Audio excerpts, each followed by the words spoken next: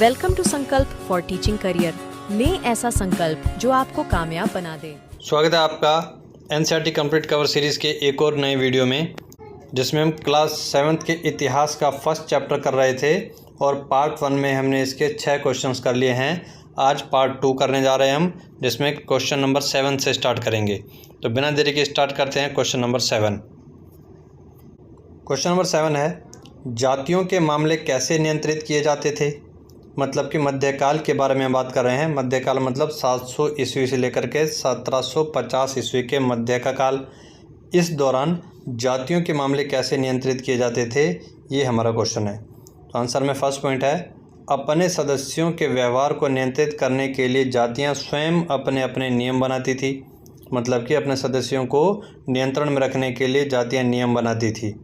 Second point, जाति के बड़े बुजुर्ग की एक सभा इन नियमों का पालन करवाती थी। मतलब जाति में जो बड़े बुजुर्ग हैं वो अपनी जाति को नियंत्रण में रखने के लिए पहले नियम कानून बनाते थे, फिर सब लोगों के द्वारा उन कानूनों का पालन करवाते थे। इस सभा को जाति पंचायत कहा जाता था। तो इस जाति पंचायत के नाम से भी क्वेश्चन आ सकता है। जाति पंचायत किसे कहा गया? तो ग्रामीण क्षेत्रों में जातियों के बड़े बुजुर्गों की सभा को जाति पंचायत कहा गया।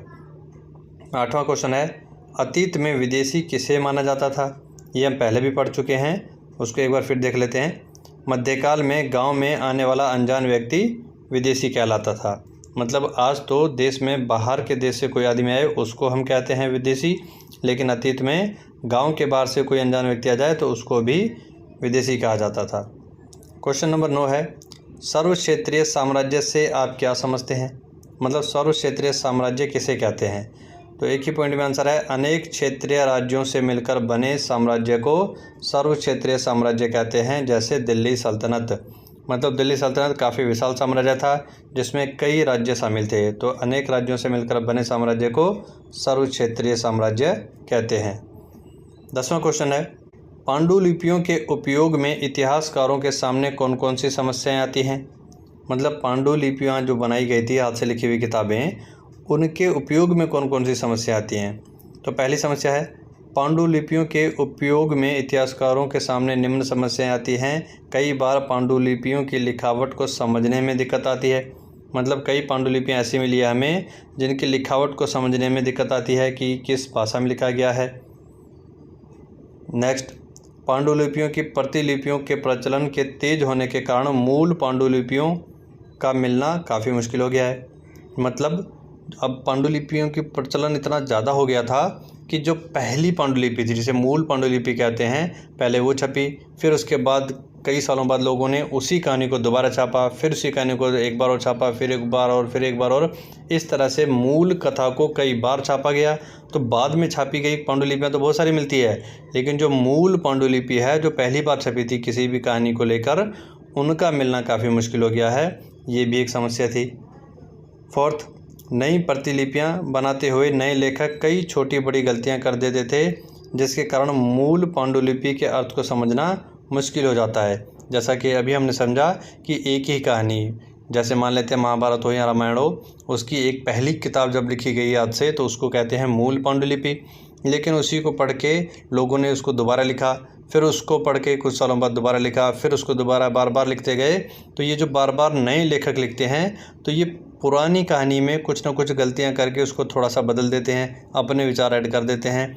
तो इसके कारण जो मूल पांडुलिपि का अर्थ है उसको समझना मुश्किल हो गया है। ये भी एक समस्या है। तो यहाँ पर जो हमारे लॉन्ग क्वेश्चन आंसर्स हैं वो सब ख़त्म होते हैं इस चैप्टर के। अब शॉर्ट क्वेश्चन आंसर्स, जिन्हें हम वन लाइनर भी कहते हैं, वो समझ लेते हैं। मतलब चैप्टर के साइड में कई तरह के क्वेश्चंस होते हैं जो डायग्राम्स, चित्र और मानचित्र वगैरह से आते हैं। ये वहाँ से बनाए गए वन लाइनर हैं। वन लाइनर में पहला क्वेश्चन है, 18वीं सदी में किस भूगोलवेत्ता ने विश्व का मानचित्र बनाया था? तो ये एनसीईआरटी के फर्स्ट चैप्टर में साइड में मैप में लिखी हुई जानकारी है कि 18वीं सदी में एक भूगोलवेत्ता थे जिन्होंने विश्व का मानचित्र बनाया था। उनका नाम था गिलॉम द लिस्ले, और ये किस देश से थे? फ्रांस से। ऐसे ही सेकंड क्वेश्चन है, 12वीं सदी में किस भूगोलवेत्ता ने विश्व का मानचित्र बनाया था? तो दोनों ने बनाया तो विश्व का ही मानचित्र है, लेकिन ध्यान रखना है 18वीं सदी में गिलॉम ने बनाया, और 12वीं सदी का क्वेश्चन आ जाए तो यहाँ पर नाम है अल इद्रिसी, इन्होंने बनाया था। तीसरा क्वेश्चन है बाईं ओर लिखी जाने वाली लिपि को क्या कहते हैं? नस्तलिक लिपि। और अगला है दाईं ओर लिखी जाने वाली लिपि को क्या कहते हैं? शिकस्त लिपि। तो ये दोनों ध्यान रखने हैं, जो दाईं ओर लिखी जाए शिकस्त और बाईं ओर लिखी जाए तो नस्तलिक लिपि। पांचवा क्वेश्चन है मानचित्रकार किसे कहते हैं? तो सिंपल है, जो व्यक्ति मानचित्र बनाता है उसी को मानचित्रकार कहते हैं। छठा क्वेश्चन है अभिलेखागार किसे कहते हैं? ऐसा स्थान जहां दस्तावेजों और पांडुलिपियों को संग्रहित किया जाता है उसे अभिलेखागार कहते हैं। सातवां क्वेश्चन है स्थापत्य कला किसे कहते हैं? तो भवन निर्माण कला को स्थापत्य कला कहते हैं। मतलब जो अलग अलग तरह की इमारतें बनती हैं, भवन बनते हैं, उनकी जो कला होती है, उनका जो तरीका होता है, उसी को स्थापत्य कला कहते हैं। आठवां क्वेश्चन है पर्यावास किसे कहते हैं? इसका तात्पर्य किसी भी क्षेत्र के पर्यावरण और वहाँ रहने वाले लोगों की सामाजिक और आर्थिक जीवन शैली से है। मतलब किसी क्षेत्र में जो लोग रहते हैं उनकी आर्थिक और सामाजिक शैली जो होती है उसको पर्यावास कहते हैं। तो यहाँ पर आज का चैप्टर कंप्लीट होता है। उम्मीद करता हूँ वीडियो आपके लिए यूज़फुल रहा होगा। वीडियो अगर आपके लिए लाभदायक हो तो वीडियो को लाइक, शेयर और सब्सक्राइब करें और बेल को ऑल आइकन पर सेलेक्ट कर लें ताकि आपको सारी वीडियो के नोटिफिकेशन मिलते रहें। वीडियो देखने के लिए धन्यवाद।